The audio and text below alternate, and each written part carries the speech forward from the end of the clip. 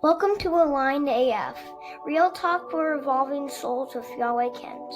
Join Yahweh for honest conversations on spiritual growth, the messiness of life, and how to move through it all at a higher frequency. So grab a cup of tea and let's sail in. This is Aligned AF, and here's Yahweh. Welcome back. Hey everybody, welcome to Aligned AF, real talk for the evolving soul. And I am Yahweh. So good to have you back. And if this is your first episode, there's 3 more to listen to, but feel free to hang out. There is no linear message to this podcast. Each week has a different subject, and you can jump in and jump around pretty much as you wish, whatever resonates with you. So today we're going to be talking about sacred spaces at home and creating a space that nurtures your soul. So we have to remember that every day we're kind of walking through life and picking up energy, whether it's in conversations or related to stress or world events, watching the news. God forbid you're getting your news from social media, because then it's probably much worse. Or even our own thoughts, our own random monkey mind can kind of screw up our role from time to time. And even when we're not consciously aware of it, our environment will affect our energy levels and our mental clarity. So sacred spaces work kind of like energetic checkpoints. So kind of like playing a video game, So that's what having that sacred space will do for you. The power of physical space in your spiritual practice is really, really important. Spaces hold energy.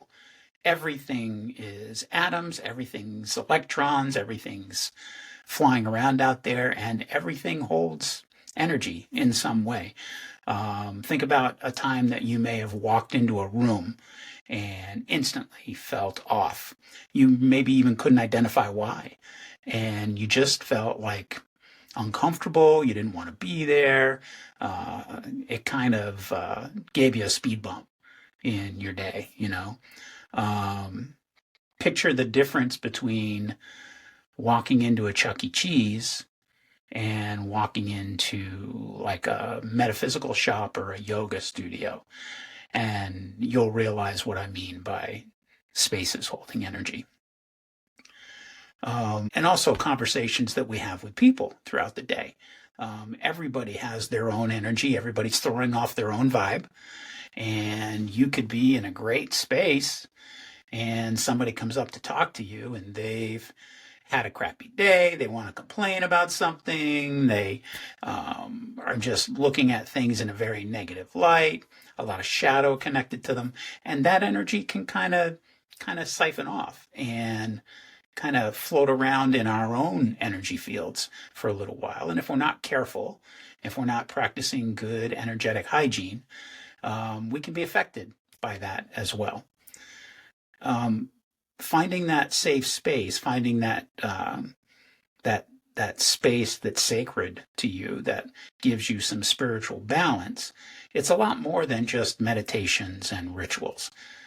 Some people think of sacred space like an altar or a room full of crystals, or a room maybe for deep meditation. We have a meditation room at home where we have, currently I'm sharing it as an office, but we have a crystal bed to lie on, and we have, Buddha pictures and prayer flags and a tapestry of Metatron cube. And then we have one of our echoes in the house continually playing meditation music. So if any of us needs a break, any of us needs to check out, any of us needs to kind of realign, and that's me, my wife, or Orion, we say, I'm going to go in the meditation room, or I'm going to go lay on the crystal bed for a little while. And that's a really good sacred space for all of us in the house. But it doesn't necessarily have to be an entire room. It just has to have the intention of holding space for you. It could be a desk, it could be a cozy chair, it could be a special blanket that makes you feel good. They all become a part of your sacred environment. For me, it's also a place where I go when I need clarity or creativity or just to reconnect with myself. And it's not always the meditation room. I have my own space in the basement where at times I just need to get away. And that's far enough where I can just go be by myself for a while. Other times I go out back and I just sit on the deck in the sun and enjoy that for a little while. There's lots of ways of finding that sacred space for yourself. You hear paper flying. It's because I have my bullet points written down. And if you're watching me, hey, this is real. This is what it is. I don't have a photographic memory and I don't have a teleprompter. So we just get through it and it's okay. A few minutes ago, I mentioned energetic clutter, and that may be a new term to some of you. So I just want to talk about that real quick. Basically, it's the accumulation of unresolved emotions, thoughts, attachments, or even external influences that create stagnation in your energy field. So like emotional residue would be like old wounds, maybe grief that you haven't processed yet, or maybe some form of resentment against somebody or against something you did. Mental overload is a part of that. Having like constant negative thoughts that go in a loop, having limited beliefs about something, or just too much information in your head. Environmental energy is important because there can be draining people around you, there can be cluttered spaces around you, and it just all feels like chaos. Think about the last time you completely like gutted a room that was a disaster, was a mess, and you gutted it and you rearranged and you purged, you got rid of some stuff, shifted the whole energy of the place. And when you walk into that room afterwards, how good it feels, So that is the same as your internal room, your internal mind. You have to make sure that that's continually cared for and cleared. And then there's also spiritual interference, different attachments we may have spiritually, energy that no longer serves us, things that we've gone through throughout our lives that for some reason we're holding on to and kind of reliving the emotions from time to time. They pop up, they feel real, they are real, but they feel as intense as the first time you felt them. And they're still kind of hanging around. So you've got some spiritual interference there as well. So that's energetic clutter. What types of things do you think you would need for a sacred space? And this is talking about like a physical space, okay? So if you have an entire room that you can dedicate to this, that's great. Start with it empty. Just completely gut it. Nothing on the walls, nothing on the floor. Just get it all out of there. And then slowly, one item at a time, bring things back into that space and let the item tell you where it needs to be. If you pay attention, your objects will tell you where they go. You'll set one down, it doesn't feel right, you'll move it. I mean, how many times have you moved a painting on the wall? You think logically, oh, it's crooked, it's off balance, needs to be centered over the sofa, things like that. But there are spiritual elements and energetic elements to that as well, where it's just not jiving in a certain spot. And so you kind of relocate it until it feels right. You do the same thing in your sacred space. You may have a collection of spiritual books that you love to read, and you may find a new way of displaying them. Sometimes stacked on the floor in the corner is okay. Other times you want a new bookcase, and that's okay too. You can make it look like this fake backdrop that I've got here with funky books that I've never read. Or you can just clear it out, as much as possible. Excuse me. It's good tea. Really what it is it's about your intention when you're creating this space. The foundation of any sacred space is not what's in it, it's the intention that you infuse into it. So before adding everything, I told you, pay attention, make sure it actually wants to be in that space. Now, some examples of different types of space that you can have, depending on your need, would be like if you're looking for a grounding space, a place where you can go and find balance and sort of clear some stuff. You're going to want earthy colors. You're going to want stones of some kind. Black tourmaline is a good one. Smoky quartz is a good one. I actually have a smoky quartz, and for those of you that are watching on video, I can show it to you. But I've carried a smoky quartz, which is about the size of my thumb, and the top of it's black, and it sort of fades to gray near the bottom. And I've carried this for years in my pocket. I take it pretty much the same way I would take my keys when I leave the house. And that smoky quartz is in my pocket, and that helps me mentally. It helps me clear negative energies throughout the day. Smoky quartz is great for that. And it also gives me kind of a fidget stone to have in my pocket, which is nice when you're out in the, quote, real world.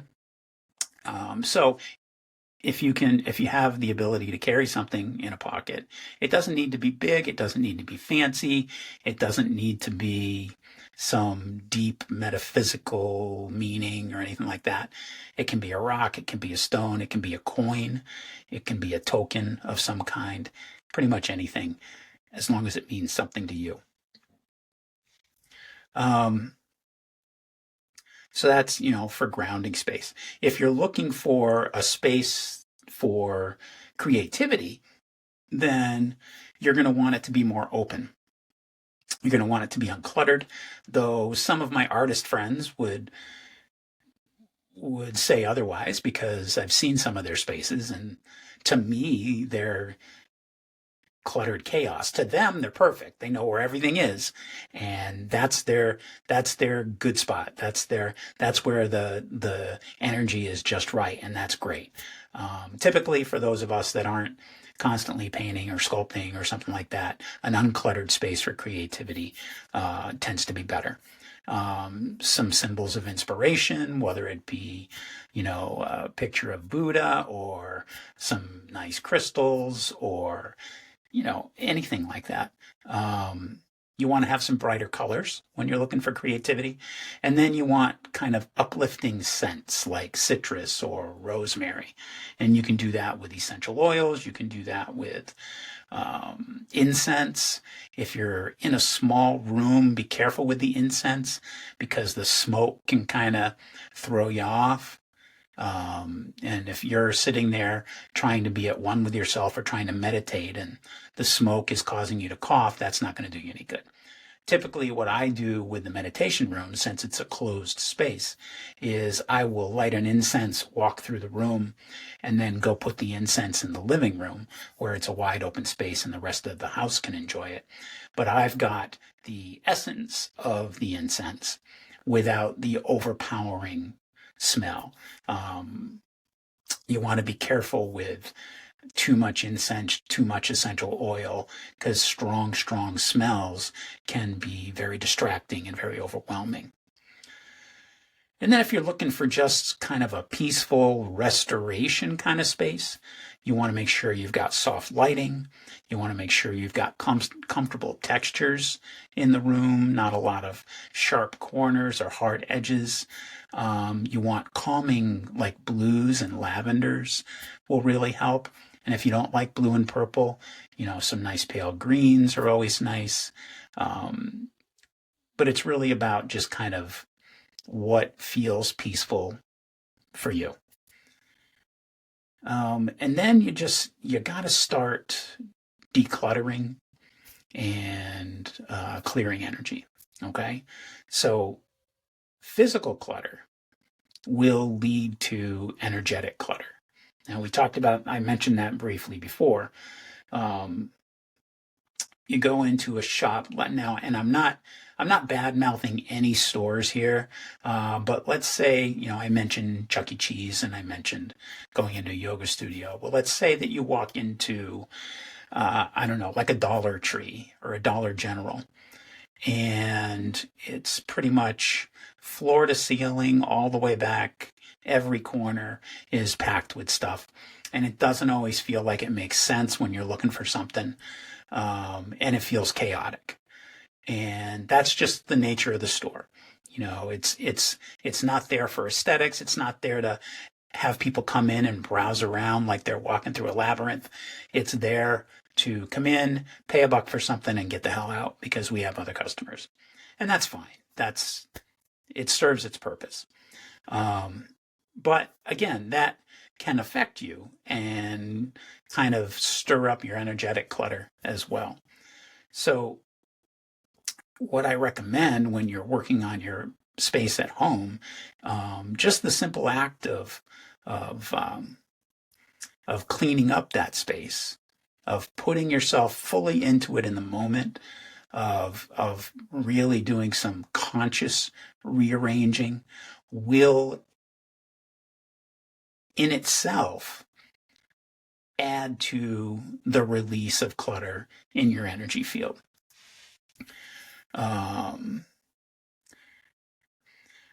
When you're working on your personal space, open some windows, let some fresh air in, do an energetic clearing of the space. Smoke cleansing like sage, Palo Santo, cedar, or non-smoke clearings like essential oils and things like that work really well. Just like I said, don't overpower the room. Just walk through and walk out with it. You can do sound clearing using crystal bowls or chimes. You can even do something, I've seen people clap in corners. You walk into a room and you go to each corner and you do some clapping, and that helps to clear the energy levels in that room too. And then visualization, where you imagine a white light kind of sweeping through the room and giving it a good clearing. Light clearing, like using a candle throughout the room, getting it into every corner of the room, and kind of what you do is you uncover the shadows that are in there. Now, physically, you've got shadows that you see, and whether you see them or not, they're there. As long as there's light, there's going to be a shadow. If there's one object, somehow there will be a shadow. And shadows are not bad. I'm not talking about the negative connotation of shadows like shadow work or dark shadows, things like that. But I'm talking because shadows are important in life. There is a lot of learning in shadows. And quite honestly, there's a lot of beauty in shadows.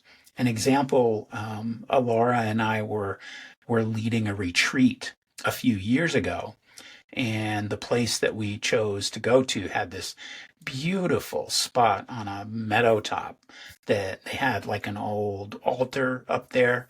And it just was a great space to do outdoor yoga and to meditate and to just sit and talk. And we were up there one early evening, and we decided we were going to stay there to sunset.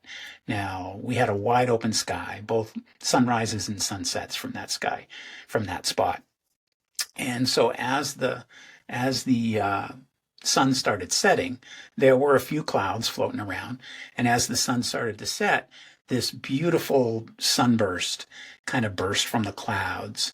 and where the light didn't get through, you got these beautiful, grayish lines coming up with light all around them. And we sat and watched this change over and over and over again for over an hour.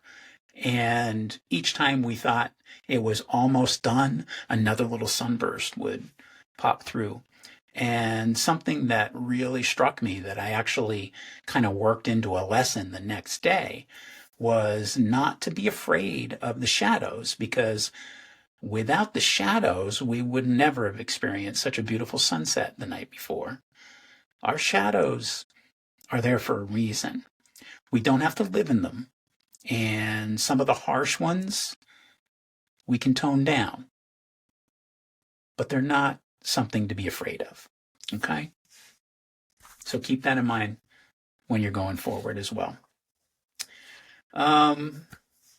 Sensory elements when you're activating a space. You want to use your five senses to the best of your ability. Each sense needs to kind of be present in your sacred space. Sight, well, we mentioned sacred symbols. You can have meaningful art on the wall, candles, plants, things like that. The sense of smell, you can have essential oils, incense, fresh cut flowers is always nice. Any scent that connects directly to a memory or an emotion is also nice.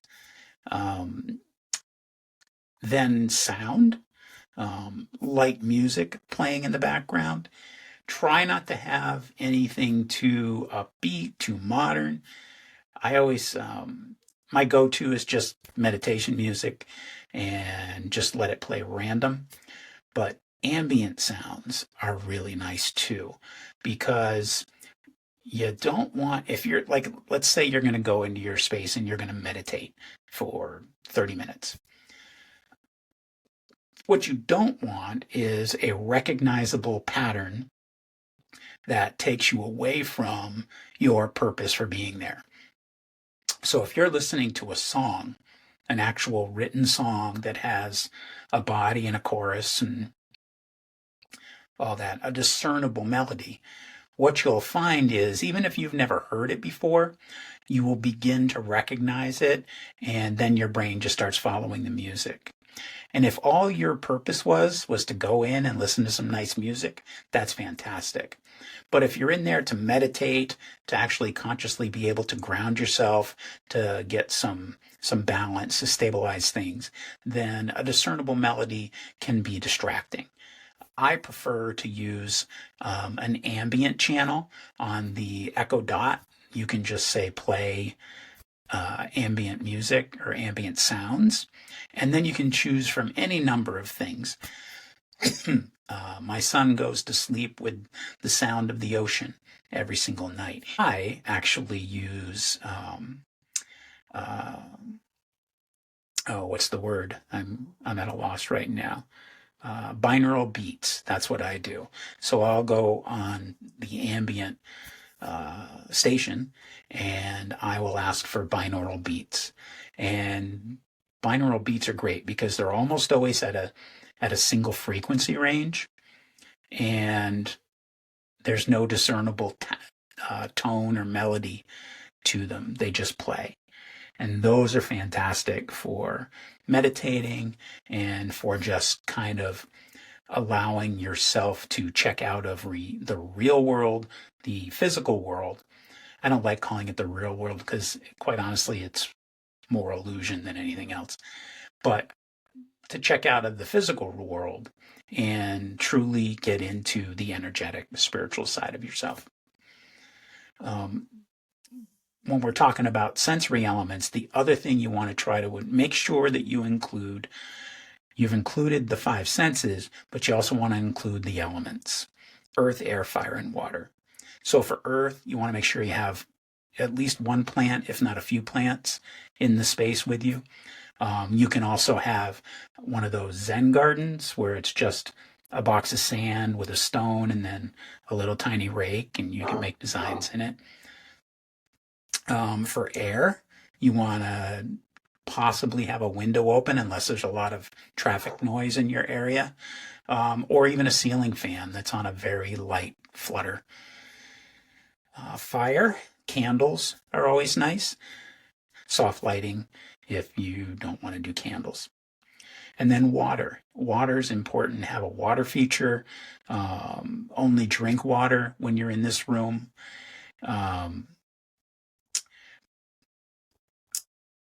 Really what it comes down to as far as space is concerned is making it personal. There's no right or wrong way to create a sacred space. Just do what really feels sacred to you, and that's the key. Figure out what your definition of sacred may be, and then own that and do what feels sacred for you.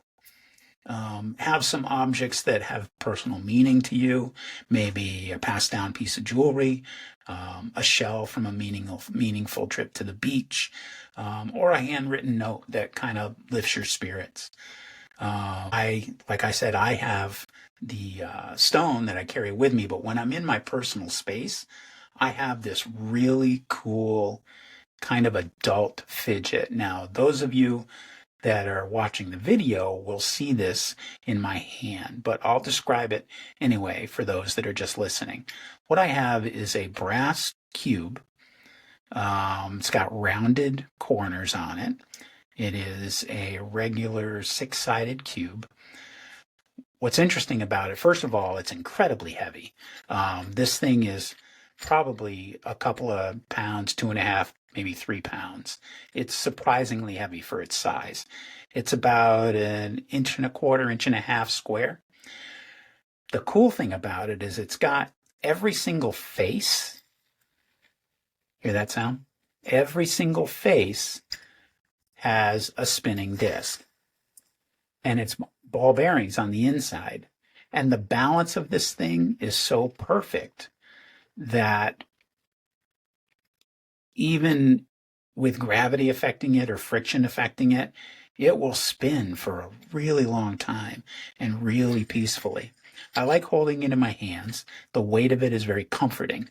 But mostly what I do is I set it on my desktop and I give it a good hard spin, and then I just listen to it. I'm going to have you listen to this for a minute. Now, if you're driving, don't close your eyes and get lost in it, okay? Listen to it later or pull over or something. But if you're in your room or in your house or someplace that you can, close your eyes and just listen for a minute. This is what I use, okay? Hold on.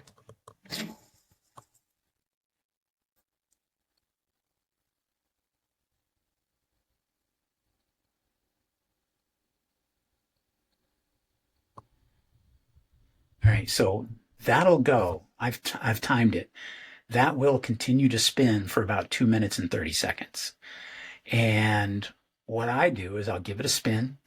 Quite often I'll stare at it, but I'll mostly just listen to that sound. And as that sound starts to change, as it noticeably slows its rotation, then I physically, emotionally, spiritually am releasing whatever I need to release so that I can find some balance or prepare for a podcast episode or get ready to write up notes for my next episode or do some blogging or do some channeling, anything like that. I use this to kind of center myself. Find something that works for you. So what do you do if you don't have physical space like some of us do? What do? You don't have a separate room. Every room is occupied in your house. You don't feel necessarily like there's any space that's just yours. And that can be challenging. And I've lived that. One of the requirements for Alara and I going forward was each of us being able to have our own space.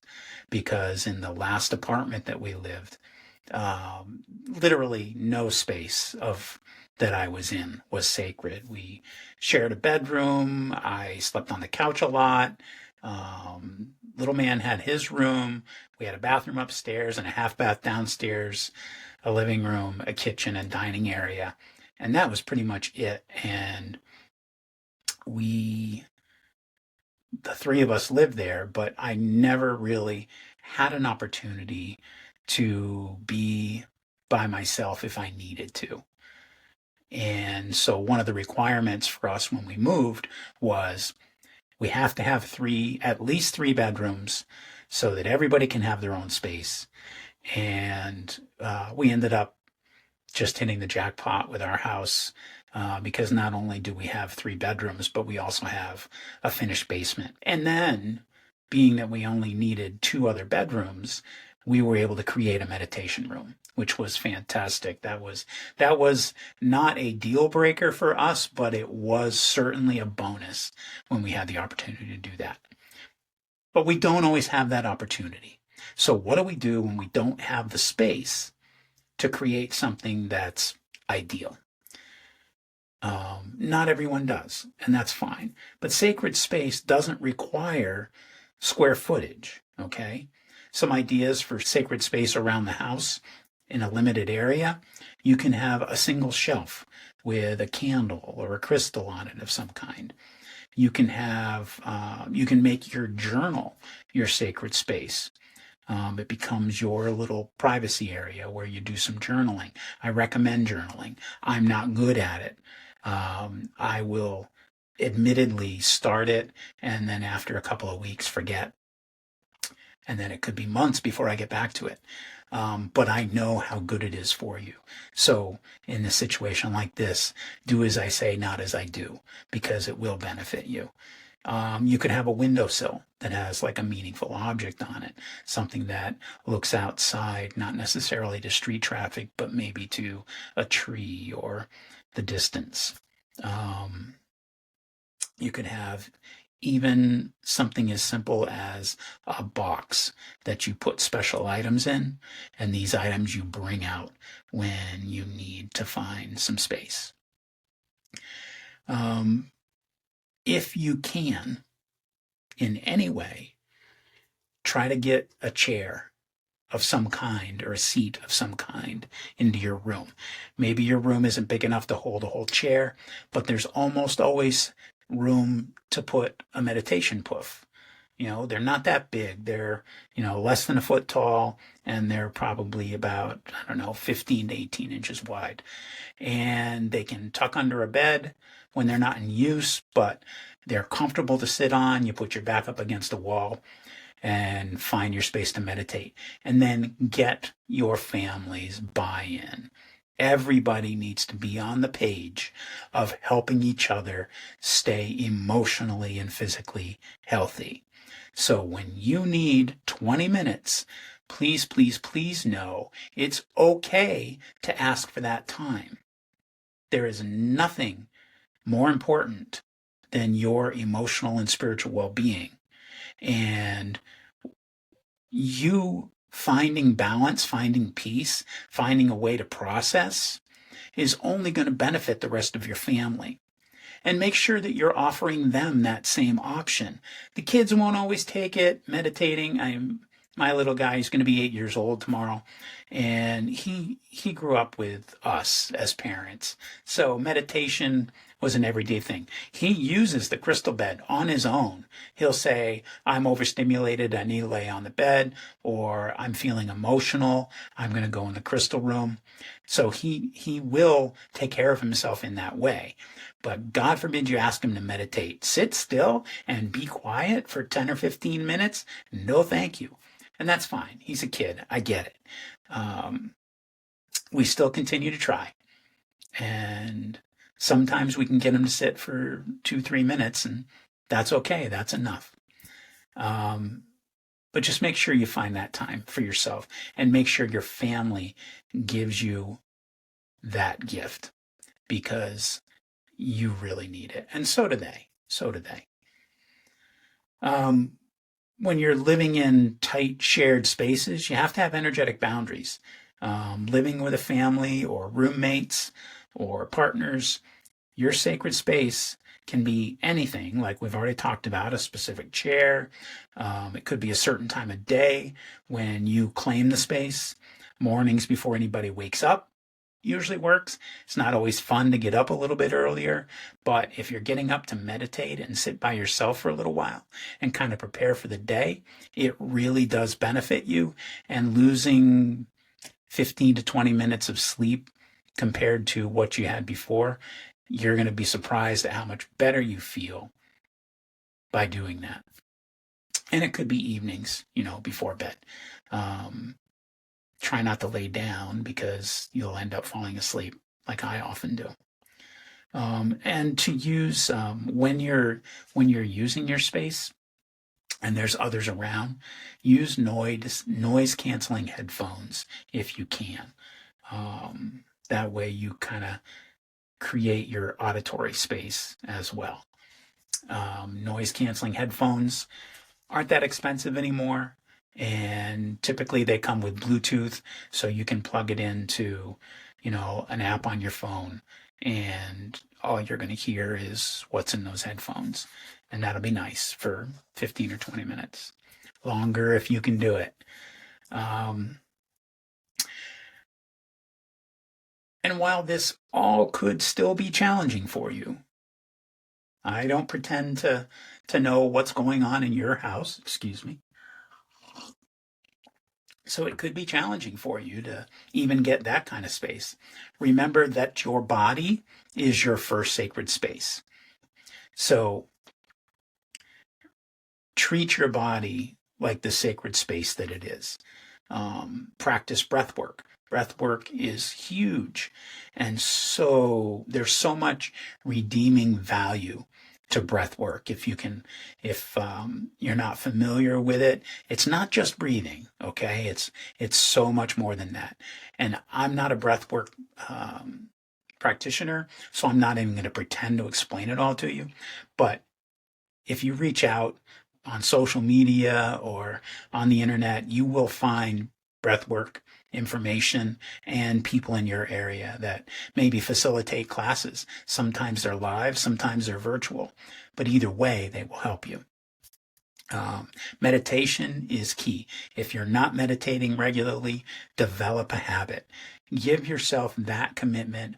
I am going to meditate. If you meditate for 5 minutes, it's better than what you did yesterday when you didn't meditate at all. Eventually, you want to try to get up to 20 minutes, 30 minutes at a time, possibly even an hour. Maybe it's your birthday. But even 5 minutes of meditation can help you kind of reset and kind of step forward with a little bit more balance and a little more stability in your life. Treat your body as well as you can, and that includes what you're putting into it. I love a good oatmeal cookie as much as the next guy, and we've got my son's birthday tomorrow, my birthday Sunday, and my older son's birthday on the 22nd. So there's going to be a lot of cake and junk food this weekend, and that's okay. I just won't overdo it, and I'll try to get back on the balanced physical path on Monday or Tuesday. So ways you can use your sacred space, or to engage with that space. I already mentioned journaling, writing your thoughts, setting intentions, releasing emotions.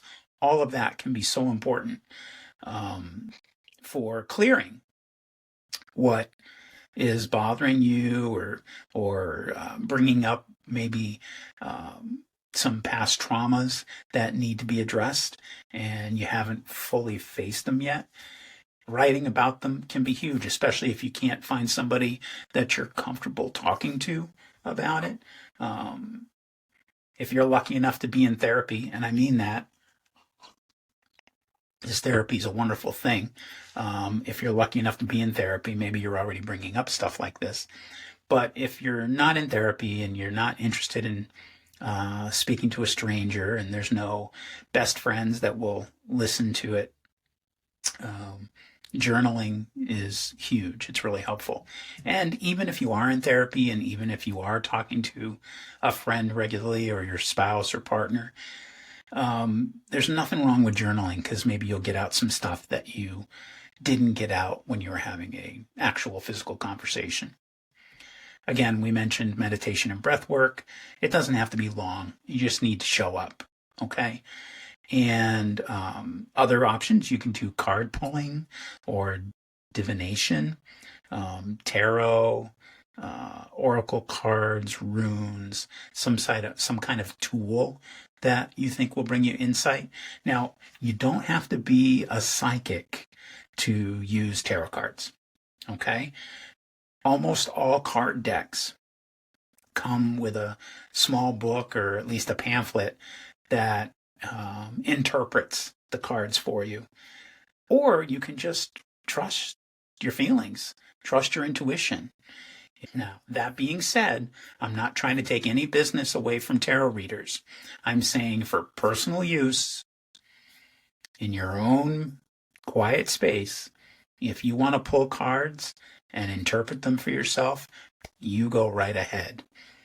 Feel free, if that's what you do, feel free to go to a reader. Get your tarot cards read, get your palm read, whatever it might be. There's value in that too. Okay? I've done my share of readings. I've done tarot. I've never considered myself a tarot card reader, but I've done tarot before. I've done psychometry. I've done just cold readings. I've done gallery readings. I've done all that stuff. So I know that there's value there. It's not all bullshit. There are some, I guess the word is charlatans. There are some charlatans out there. There are people who speak in vagaries. And that's unfortunate because it kind of gets its own mess on the rest of us. But I can promise you that there are some legitimate energy workers out there who can really help you find out things about a past loved one, things about your life that you're just not seeing, things about the future, things about the past. There's some legit people out there. So if that's something you're interested in, absolutely, by all means, go for it.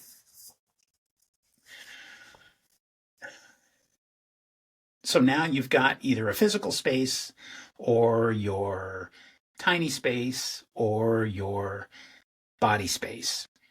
Now you need to create a routine or even like a little ritual for yourself. It doesn't have to be rigid.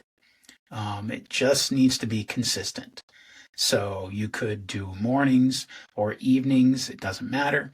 Take 5 minutes of deep breathing. Sipping your tea mindfully now.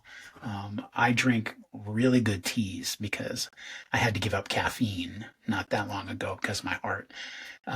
So I've been drinking herbal teas, and at first the missing the caffeine was tough. But once I got used to it, I really kind of went all out and started exploring flavors and textures and tastes and ways of brewing and different fun cups to put it in. So it's not an obsession by any means, but it's enjoyable. And when I do sit and have my tea, I usually pay very close attention, not just to like the mug that I'm holding or the warmth of the cup, but the flavors that I get and how they change, because I'm one of those that leaves the tea bag in, and the intensity can grow to the point where quite often it's no longer desirable. But that's also, to me, part of the experience. It means that I'm done with my tea, typically. Sometimes a strong flavor like that can actually, help you find some balance, help you wake up, excuse me. That one's a sweet and spicy tea this morning. It's good stuff. So we talked breathing, being mindful when you sip. Be mindful when you do anything. Just create that routine, that ritual for yourself. Sitting for 5 minutes with a candle is always nice. You can stare directly into it. You can stare off from one side if it hurts your eyes. But any of that will eventually, if you do it enough and do it regularly and commit to it, will become a routine, will become a ritual. And you will find that you start to look forward to it. And you will find that if you miss it a day, you will actually like miss it and want to get it. And if you don't do it at your allotted time, be flexible. Do it later. It's okay. Do it twice tonight instead of once this morning and once tonight. Or say, that's all right. I'm going to get back on the wagon tomorrow. One of the most common mistakes that human beings make is starting a routine and then skipping it a day or two and just giving up. Okay, so that's why New Year's resolutions almost never work, because people will, in their hearts, mean it. They really want to do it, but then they miss a day. Something happens. Life gets in the way sometimes. That's just how it fucking is. Life just shows up. I've had many times where I've sat down planning on doing a podcast, and then the weather had everybody staying home from work and school. So with the chaos in the house, I just couldn't do it. You got to be flexible, and you got to get back on the horse the next day. All right? Be flexible and allow yourself some grace. So sacred spaces, one other thing I want to mention is that they're allowed to evolve, okay? You may not have the perfect space currently compared to what you really want it to be, but it's okay for it to evolve. It's okay for it to shift. It's okay for it to change. You're not locked into one way of doing things. Spaces change just like we do, and that's okay. I don't know how many times my wife has said to me, I am done with this crystal. I don't know why, but Spirit is telling me that I don't need this crystal anymore, and she gives it away. Or a certain book that she's read many times, or another kind of symbolic artifact where she just says, I'm done now. I need to let it go. She's done this with a lot of things since I met her over the last 10 years. Remember that every single season of life may call for a different sacred energy. So, and when I say season of life, we can be referring to the 4 seasons, but also the seasons of your own life. Depending on how old you are right now, you've got a certain way about you, a certain lifestyle that is comfortable for you. But 5 years from now or 10 years from now, it's not going to be the same. It's just not. So be okay with your sacred space changing when you feel like it should.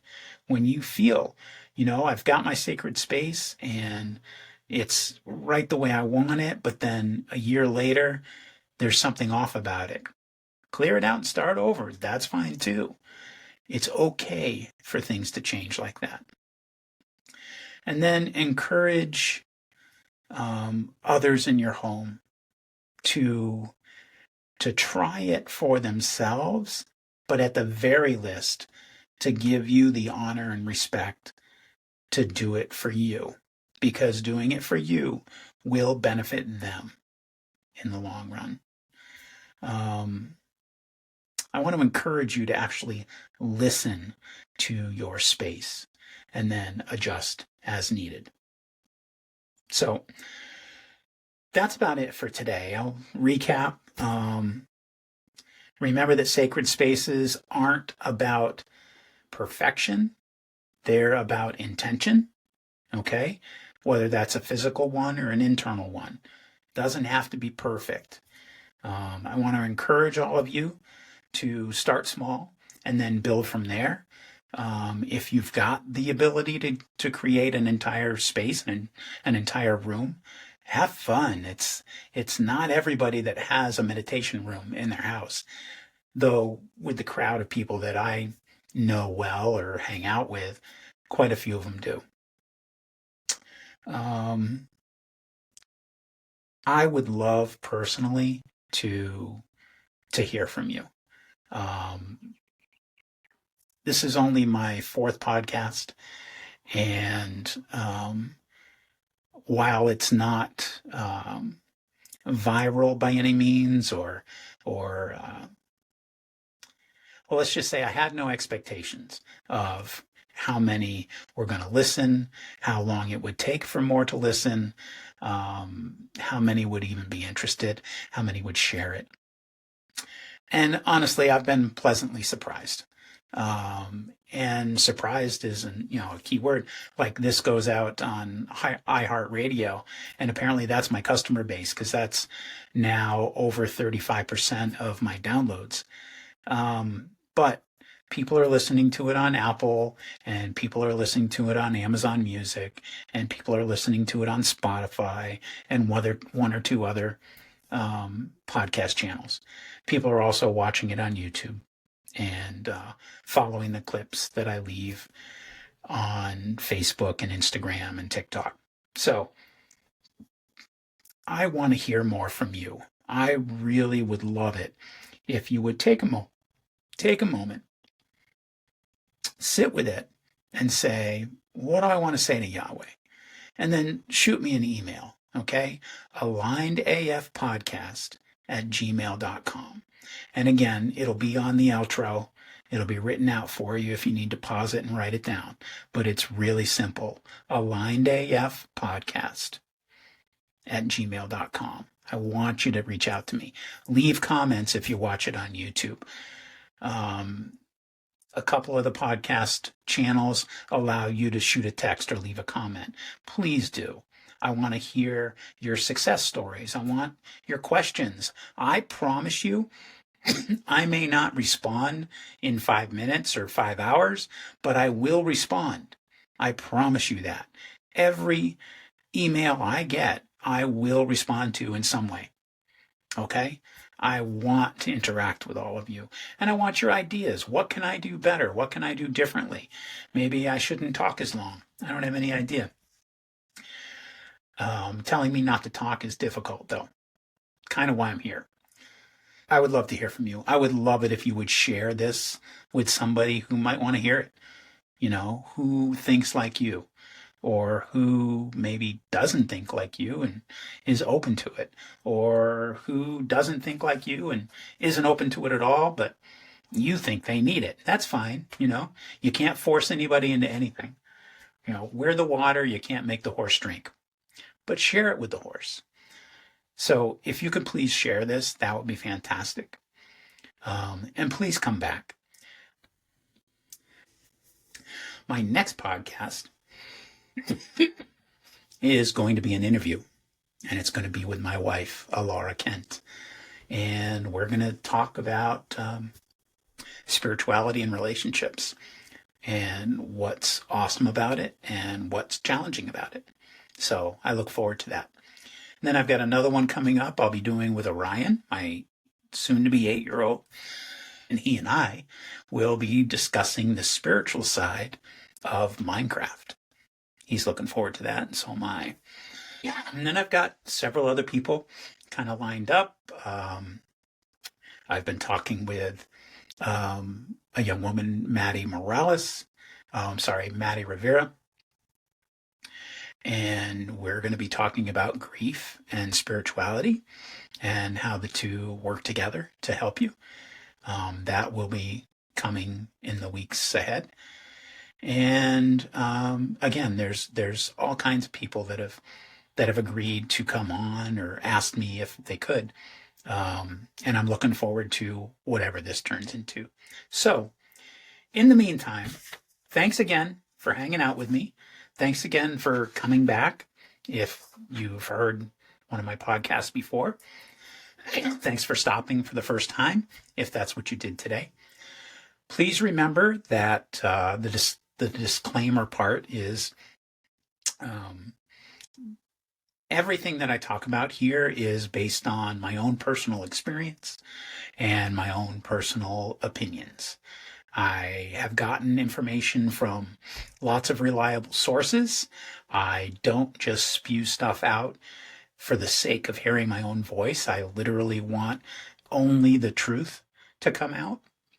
And it's not just the truth as I see it. I do research and make sure what I'm talking about is legit. That being said, I am not a doctor. I am not a therapist. I am not a mental health professional. So if you feel you need help, please get professional help. If there's anything in my podcast that resonates with you, please feel free to use the tools. Please feel free to reach out to me to see if maybe there are more tools available, because I promise you there are. Some of the services I offer, aside from just a free podcast, is I do truth coaching, which is similar to life coaching, but it digs a little bit deeper into some of what we see as our truths and what our truths actually are, and how that can help us in our day-to-day existence. I also offer Metatron cube attunements, or installations, I guess is what we're calling them now. Energetic protection, for lots of reasons. Some of it's physical, some of it's emotional, some of it's spiritual. And if you have questions about that, there will be more on my soon to be finished website. Or you can reach out to me if you've got questions about it, and I can share whatever information I have at this point. So again, thank you. I love you all. You're awesome. I'm awesome. Let's be awesome together. And remember that even when it's messy, you're getting closer to aligned AF every single day. Peace. Well, thanks for hanging out with me today. If this episode spoke to you at all, share it with a friend or someone who needs it. You can also leave a review or connect with me online. You can find Aligned AF on YouTube, Facebook, your favorite podcast channel, or at alignedaf.org. And if you want to reach out directly, you can email me at alignedafpodcast@gmail.com. So until next time, stay aligned AF.